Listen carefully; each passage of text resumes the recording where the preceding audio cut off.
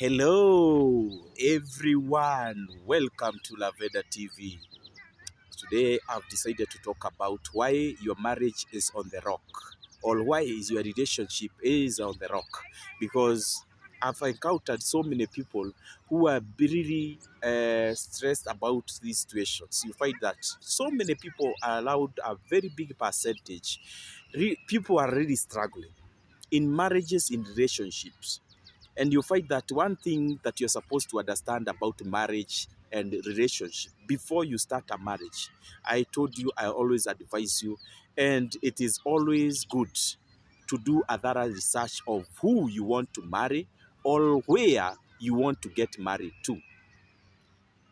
Do a thorough research about their altars. What are the kind of altars that were raised in their families. Then from there, you were supposed to understand, or you are supposed to know if you are ready to encounter those altars. And if you feel that you are not ready to encounter those altars, then don't go ahead and marry those people. Don't make choices. Or if you've not sat with your partner and if you agreed, you have not agreed on the point of solving these altars together, you find that you are going to have rough time. Because if there are altars that are speaking against that marriage, mark you, there is no given time that you are going to achieve in life. Every time you'll be complaining, and you'll be telling people marriage never works, relationship never works. But it is you. There is a problem because there is always something behind something. If you find that something is not achievable, then you are supposed to dig deep and understand whatever is making that thing not to be achievable. Because there is always reasons as a cause of something not happening.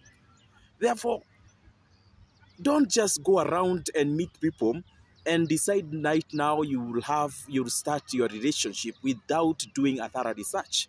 Maybe the people you are making a decision of marrying are people who are going to bring false gods.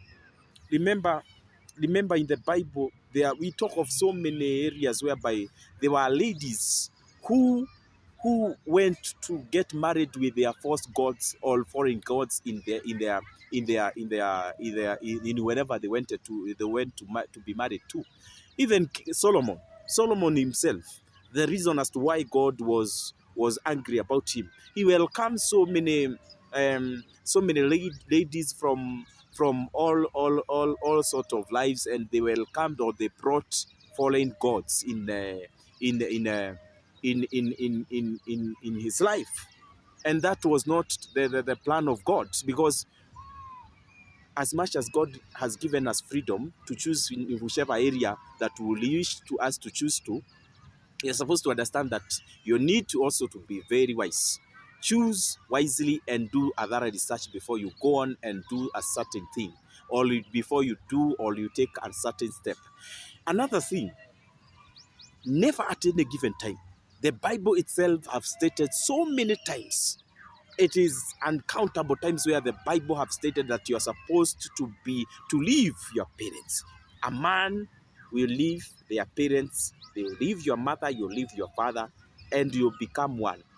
Whether it's in a relationship or it's in a marriage, every time that you involve a third party, that then from that time you start. That's a start key, or is that a driller creating cracks in your marriage. And you're supposed to understand at one given time that marriage will never last, because no marriage is meant for three people.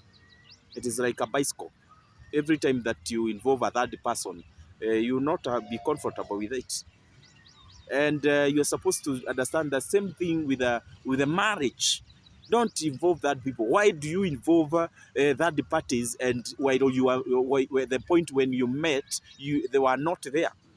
Because you find so many people, have met around so many people, when immediately after they are okay, or they have really reconnected, you see they have bonded, then issues start arising. And you find that these people will run to get someone to help them, a third party to cancel them. You're supposed to understand, not even your grandfather, your grandmother, not if you are even long, long, long ancestor will advise you about marriage. The same way God created it or made it that it is meant for two people, if you involve a third person, then you are losing the game. Therefore, at any given time, if you have a relationship over your marriage and it is going south, you're supposed to sit down, the two of you. Stop involving that party, because that is not what God meant it to be. If God meant it to be like that, then when when He created Adam and Eve, then He could have created another third party. So whenever they have issues, they can involve, that party. And you're supposed to understand that every marriage or every relationship that is not based on spirituality, I mean on a godly way, you're going to go a long way, because the devil is against marriage. The devil is against right relationship, a perfect relationship. That is a perfect one. I'm not talking about, you see, there are marriages or their relationship whereby the devil is not worried about it, because they know they are achieving his agenda. So we will not start against that marriage, or you will not start against that relationship. But if at any given time there is a marriage that you have raised whereby you are going to fight demonic affair or demons affair, you're supposed to understand that you really encounter a very hard time. And I found it I found it very, very educating. I at one time was listening to a certain preacher, and he was saying that at any given time that you've arranged for a marriage, a holy marriage, and at any given time that you don't encounter battle, maybe in your planning, maybe when you are doing that wedding, or before you are preparing for that wedding, you're supposed to understand that marriage might not last, because demons will always fight your relationship and your perfect marriage. If you're planning for a perfect marriage, that is a perfect marriage, you're supposed to understand the devil will fight it. Demons will be on your track to fight you, because the devil are not happy of you raising a spiritual generation. They will always fight in all sort of the manner to always fight the whole mess. Right now you're fighting it. It's almost everywhere, and the world want to make it as normal, whereby men can marry men. I mean. People of the same gender can marry the people of the same gender, but it's according to the Bible and according to the spirituality and according to God. That's not how God made it. God made Adam and Eve. There is no there He made Adam and Adam, or He made Adam and Stephen, or there is nowhere that He made Eve and Faith. Why are you coming to remote, or you coming to mess whatever God created? It is always very wise that we follow whatever God directed us to do, and He made it open. The Bible, the scriptures are everywhere, so that we can run from these scriptures. Why are we overturning scriptures? Therefore, marriage is a sacred thing. And the devil or demons will have to fight this thing. They will have to pull it down. I'm standing here to tell you that at any given time, if you have issues in your family, stop involving your sister. You see, there are so many people whereby I find they are unwise, whereby maybe when you have your issues with your colleague, you start calling your mother, you start calling your father, you start calling your sisters. How are they solving the whole mess? And at one given point of understanding, instead of solving the matter, or instead of them solving your issue, they are adding salt on the same sour. So you'll find that if your relationship was messed 40%, it will be messed right now. Now, after involving them, it will be messed 70% or even 90%. So stop doing these things. Start out and know about about your marriage. Stop making your marriage to be on the rocks. You are the one who is making your marriage to be on the rocks, and not other people.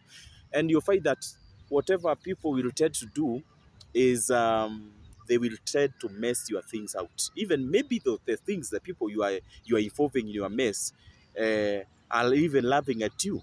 They will really love to hear whatever. Those are just their topics. They go drinking with those topics. They go on exposing you, thinking that you are solving your issue, but you find that people are happy. They are happy about whatever you are going through. They will also be happy because humans are always happy when things are going wrong. It's just a very small percentage whereby you find that people will encourage you, someone will appraise you, but most people are always happy when you are in a mess. When your things are not going in the right direction, or your things are going south, that's the time you find that people will be very happy about it. Stop involving third parties in your marriage, in your relationship. You're supposed to understand no one will. The only person who can mold your relationship is only God. And there is something so secretive that was molded by God, that is so hidden in marriage and in relationship, that unless you dig it out, there is no one who will dig it for you. So if you're not mending your relationship, or you're not treating your spouse or your colleagues or your fellow colleagues in the right manner, no one will make you to treat her or him in the right way. And you find that when people get used to each other, that's the time you find that they start seeing things that they never saw when they were starting that relationship. Why are you seeing them right now? And that's the reason as to why you always advise you're supposed to have enough time for you to know your spouse. You're supposed to the right time.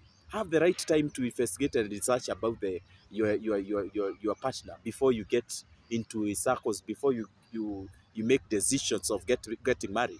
Rather, otherwise, you are going to find your life so messed up. Your life will be a struggle. And why are you getting into a relationship whereby you're finding that you're not comfortable?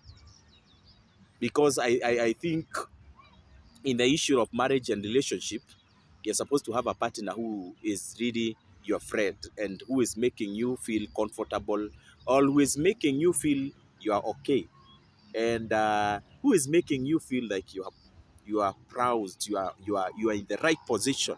Why are you getting someone who is just making you feel discouraged? Why are you getting someone who is always making you feel low?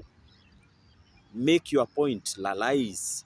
Stand in the position whereby you understand that on your ground you are making the right choice.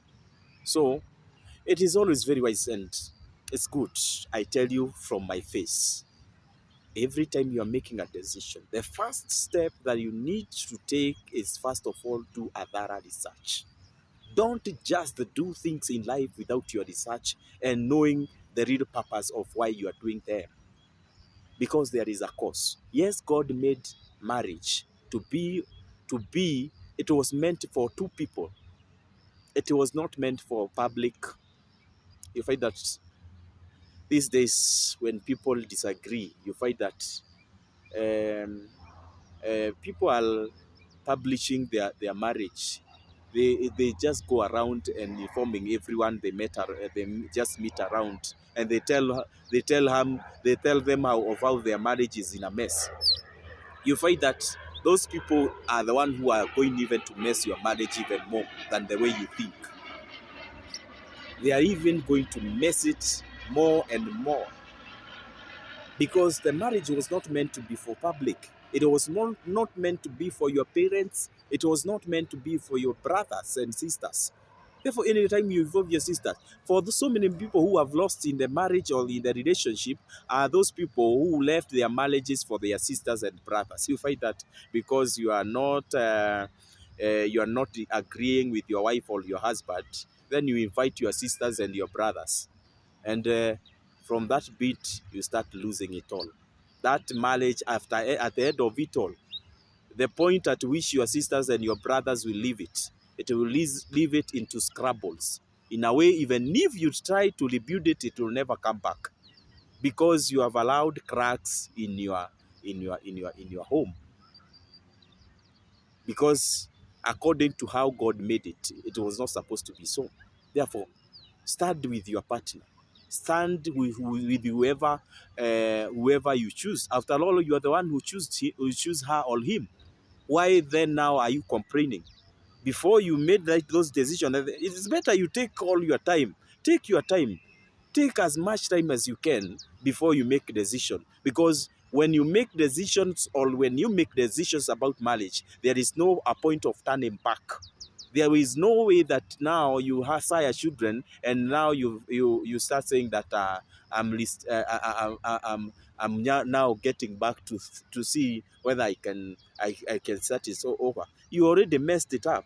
You already made decision to move. There is no retreat in marriage or in relationship rather in relationship you can retreat or you can reamend.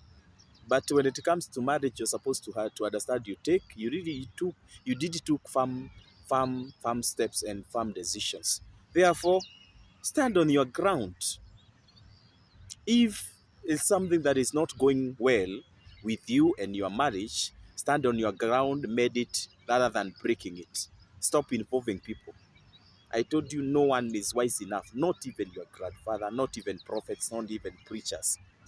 People can keep on taking even their marriage to preachers and to men of God. If it's not an altar that is involved, at that point when it's an altar is involved, that's when you can take your marriage to before a servant of God. Remember, even them, they have their life. Even them, they have wives and they have their homes and they have their relationships. Why are you taking your mess to them while it is something that you can solve? No man of God or a spiritual oriented can be able to solve for your marriage. It's only that if there is an altar or a spiritual affair that is taking course or that is destroying your marriage, at that point he can be able to solve. He will pray for you, he will advise you, he will tell you a way out, and then you restructure. And then after those demons are out of that marriage or they are out of your way, you'll find that you get back to the right position. But if it's just physical things, if it's just life-wise things, then you're supposed to sit, the two of you, call a meeting, the two of you. And if you fight in your marriage or in your relationship, there is no talk involved. You're supposed to understand that every time that marriage is easy for it is easy for that marriage to crumble, because the solution of every relationship and every marriage is out of the talk that you conduct every day. The talk you conduct, that's when you realize, or that's the time you learn your partner. If there was something you messed up and something that you did not do it right, you are supposed to understand that at that point you are talking, that's when you are supposed, you'll nurse your mistakes and you recorrect and make a big effort of making sure that when you have a scrabble or when you have um, disagreement in marriage, let's you not go for days without solving that, because the more you are taking time for not solving that thing, the more you are creating more cracks and wider cracks for your breakage or for your marriage to go apart. I found it very wise because mostly in my ministry or in my lane, I don't like talking much about relationship and marriage because it's a very sensitive area. You might find that people might laze you or might position you as a reason as to why they are not having their way out. Therefore, I always try to avoid. But every time that I find time to talk about this, I just found it very wise so that I can come talk it out here. I talked it with you. And if you think maybe there is something I've left out, feel free to just leave a comment here. Again, feel free to share our videos. Share as much as possible. Remember, you are supporting us through sharing these videos. And the more you are going to share, the more you are going to help as many people as possible. Maybe there is someone who is waiting for this message somewhere, and is his or her relationship or her marriage was about to go on the rocks. But after listening to this video, maybe he is going to reschedule. He is going to rebuild him up, and he is going to change his way, and they are going to mend their ways. And you'll be blessed because of sharing this very information. Therefore, keep on subscribing to our video, like and comment. I always feel very fine or good when I leave your comment here. I know that there is something that are contributing towards your life that is really building you up. Therefore, always leave a comment when you find something educative, or if you always find that I've educated in you in the right way. Therefore, I will always be very happy. I will always be feel enjoying, and you always give me courage to do more and more video. Therefore, thank you, and God bless you.